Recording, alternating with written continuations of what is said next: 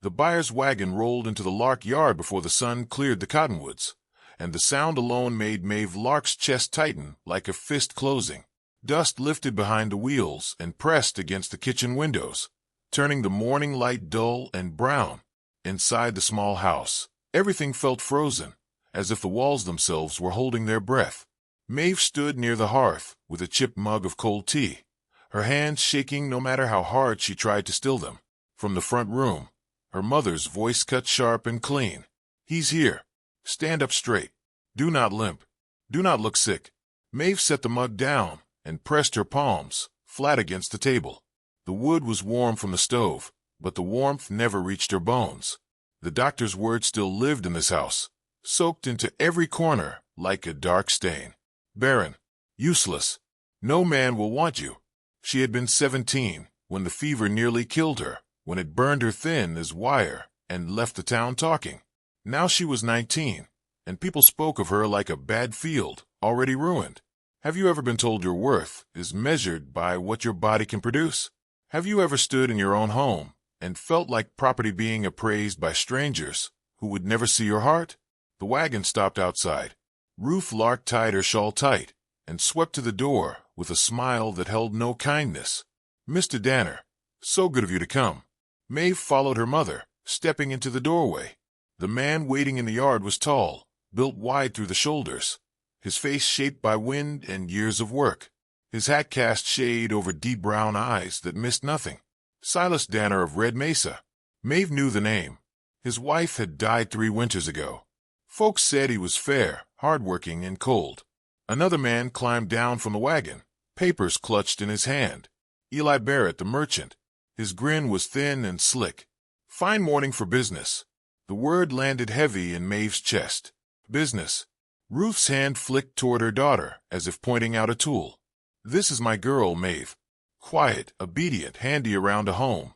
She will not trouble you." Silas looked at Maeve then, not fast, not slow. He studied her the way a man studies a fence that looks weak, but might still hold. His jaw worked once. Eli lifted the papers. "Simple agreement. You cover her travel and care. Mrs. Lark receives payment for her debts. Everyone leaves satisfied." Silas's eyes hardened as he looked at Ruth. "You are selling your daughter." Ruth's smile tightened. "Do not say it that way. I am placing her where she can live. She has no future here." Maeve's chest burned. She heard her mother's words from last winter, sharp and final. "You are a burden. You will never give a man a family. You will eat this house empty." Fear rose in her like cold water. Silas turned to her, his voice low. "Do you want to go with me, Miss Lark?" Ruth laughed, quick and cruel. "What choice does she have?" Maeve lifted her chin with effort.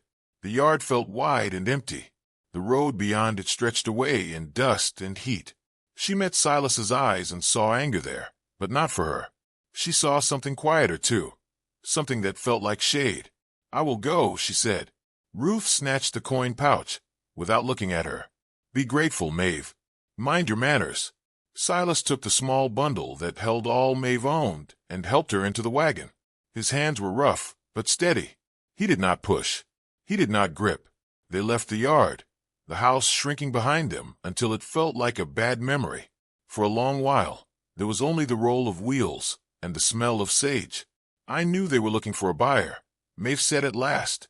"I did not think it would be today." Silas kept his eyes on the trail. No one should be sold. The words were simple, but they settled over her like a blanket that fit. At a rise in the land, he pulled the team to a stop. Red Mesa opened below them, wide pasture, cedar trees, and a thin line of creeks shining in the light. Smoke lifted from a small chimney. "That is home," he said. Maeve stared. "It is beautiful. You will have your own room." He added, "You can leave if you wish. You are not property. You are safe." The word safe caught in her throat. No one had ever used it as if it included her. The ranch house was plain and clean. He showed her a small room with a narrow bed and a mended quilt. "If you would rather work than sit," he said, "I can show you how. No one here will strike you for mistakes." Maeve could only nod. By afternoon, she was sweeping the kitchen, finding comfort in the motion. When Silas stepped in, he paused. "You do not have to scrub my floor." "I want to help," she said. Then help, he answered. But do not bleed for it. That night, after dark, the wind moved through the land like a quiet breath. Maeve lay awake, listening. It did not sound like judgment here. It sounded like something waiting. She stepped onto the porch and found Silas there, sitting with a tin cup. Too quiet to sleep, she said. It gets easier, he replied. They sat in the soft dark. When she shivered, he placed his coat around her shoulders. You are safe here, he said again. Maeve held the coat close and stared at the stars, wanting to believe him, so badly it hurt. Far off, a coyote called, and another answered. On that first night at Red Mesa, there was only wind, a steady voice, and a girl learning the shape of hope. Do you believe that sometimes safety is the most precious gift one person can give another? That kindness offered without expectation can heal wounds deeper than any medicine could reach? The sun climbed slow over Red Mesa, laying silver dew across the grass. Maeve woke before the rooster, her body still unsure of rest that came without fear. She washed at the basin, tied back her hair, and stepped outside just as Silas came from the barn leading 2 horses. He paused when he saw her. You are up early. I wanted to learn, she said. He studied her a moment, then handed her a small basket. The hens are friendlier in the morning. Most of them. She moved through the yard carefully at first, then steadier. The hens clucked and shifted, warm eggs filling the basket one by one. The simple work settled her nerves. Inside, she wiped windows, folded linens, and hummed without noticing. Silas passed the doorway once, stopped at the sound, then moved on without a word. By noon, her hands ached from washing. She did not stop. Hard work did not frighten her. Being useless had frightened her. Then the smell hit her too late. Smoke rose from the oven. Her heart leapt. She froze, waiting for the shout, the sharp words that always came. Silas rushed in, coughing. Are you hurt? I am sorry, she blurted. I ruined it. I will make another. Please do not be angry. He took the pan from her hands gently. It is just bread. No one is hurt. Relief washed her knees weak.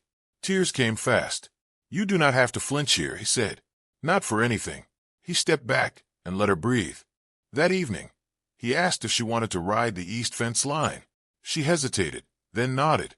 He saddled a gentle mare and walked beside her until she felt steady. The land stretched wide under the late sun.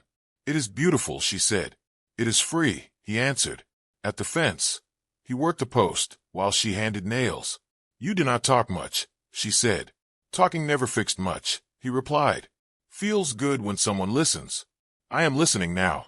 He touched her cheeks. She turned toward the sky and smiled. A real smile. Night came soft. The quiet woke her. Not fear this time, just the world holding still. She found Silas on the porch again. You hear it? He asked. The quiet before change. She sat beside him. Stars lay thick overhead. I do not know who I am yet, she said. After my wife died, I did not either, he answered. The land keeps going. People stop. You came here, and this place feels alive again. Her heart softened.